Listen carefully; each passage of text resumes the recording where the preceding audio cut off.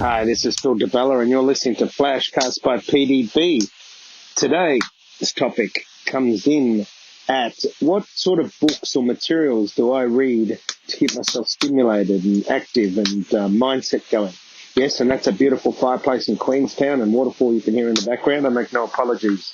One of the world's best and most finest places, and those of you that listen to the podcast know that I love Queenstown. It's my second home.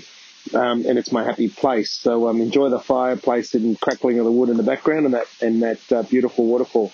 But today's topic's all about what sort of materials does Phil DeBella read? And let me start, and I'll give you a range of different stuff and why and a little bit of a synopsis on each one. But one of the books is You Can Read Anyone by David Lieberman. So You Can Read Anyone by David Lieberman. And it's all about people, this book, and you'll find most of the books that I read are about people. It's about knowing the size of someone's ego. It's all about self-esteem. It's all about fight or flight. It's all about helping you understand people. As I always say, people are the common denominator of business. It's people are why you're in business, whether it's a product or service. It's actually people that matter. So the fact that, if you learn how to read people, it's really good. And one of the books that I love is You Can Read Anyone by David Lieberman. Really helped me in this area. Another book of mine, which I really enjoyed, was Never Split the Difference by Chris Voss. And the Never Split the Difference was all about the art of negotiation. It was all about separating the person from the emotion. It's all about not focusing on the what, but the why, keeping things at interest levels, generating wins for both parties. This is one of the books that I felt was really powerful. Never Split the Difference by Chris Voss. And it's all about negotiation. It's all about understanding that negotiation is a simple form of communication. And if you know how to communicate, then you'll always know how to get a result. Another book that I really enjoyed was 7 Habits of Unsuccessful People by Sylvester Finkelstein. And 7 Habits of Unsuccessful People was all about overconfidence. It was all about ownership as power. It's all about people believing they have all the answers. It goes through the 7 traits that people believe that not that they believe that they have, that makes them overconfident. Another one, and one of my all-time favorite, is Mindset by Carol Dweck. And then Carol Dweck is well known for her work around mindset. And it talks about growth mindset versus fixed mindset, something you hear me refer to in my FlashCast often. It's all about nature versus nurture. It's all about fear and how the fixed mindset generates fear. It's about comparing yourself to others. It's all about children. It talks about growth mindset, building character and resilience. One of the all-time greats. And Carol Dweck has many, many different books on this space. But it also really makes you believe that growth mindset can be developed anytime. You can go from a current state of fixed mindset to growth mindset if you focus and give it attention. So when you hear that concept of growth mindset, which is where you want to be, you can build that growth mindset. So never fear. You just need to take action. And Mindset by Carol Dweck is really, really good to start. Another one, we all know the brand. Not many people know the person. The brand of McDonald's. I really, really enjoyed Grinding It Out by Gray Kroc. Why did I enjoy it? Because it talked about being a people business from strategy to execution. It talked about it being all about the customer service. It was all about making money for the franchisee, to be in service for the franchisee. And if you're in service to the franchisee, then in turn, your company will make the money.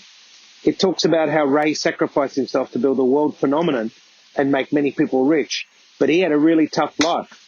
He really didn't get a chance to enjoy his success. It was work, work, work, something that I've learned in life and applied.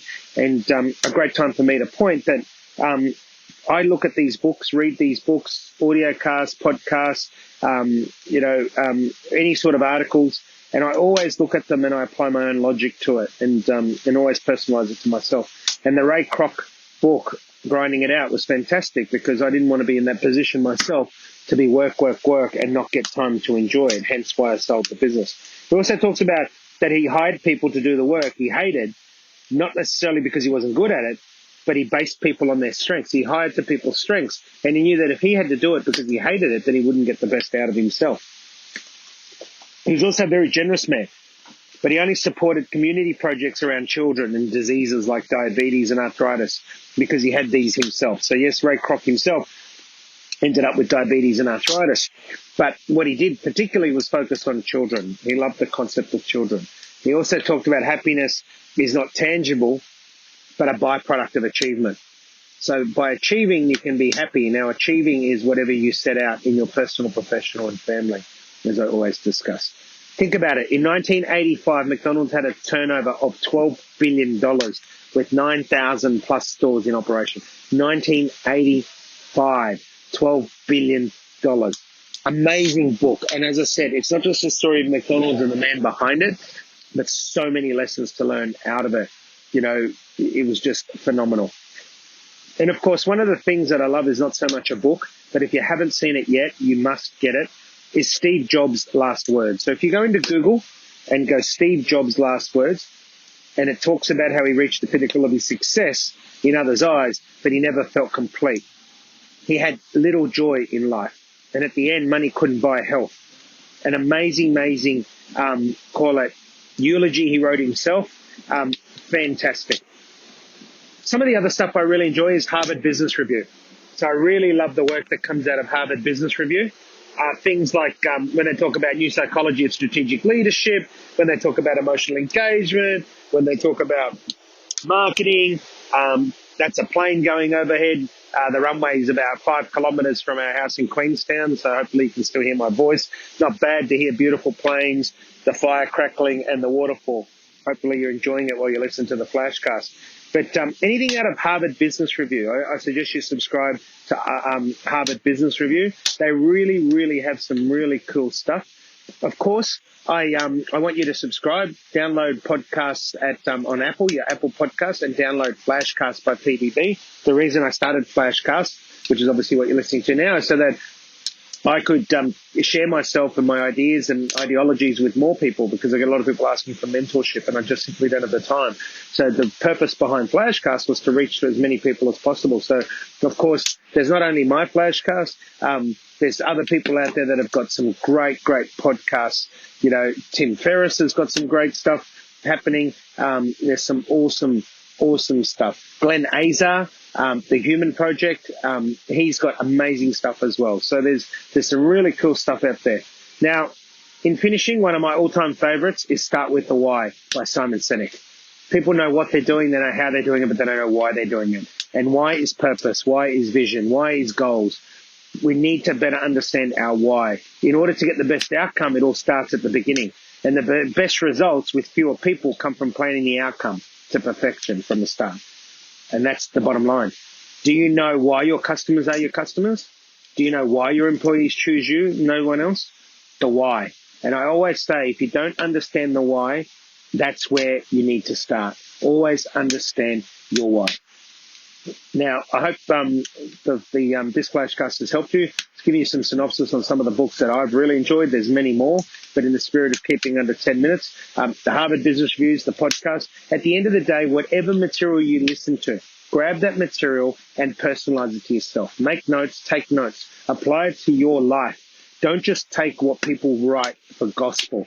Take it, apply it. That's data. Then analyze the data. So any material I'm listening to or reading, to me, I look at as data. I then go about an analysis process before I start to build strategy from it. Remember, data, analysis, strategy. No matter where you're getting your data from, it's always about being able to analyze that data, then build your strategy.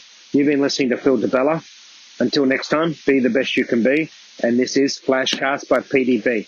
And I'd love you to share it with your friends. Thank you, and bye-bye.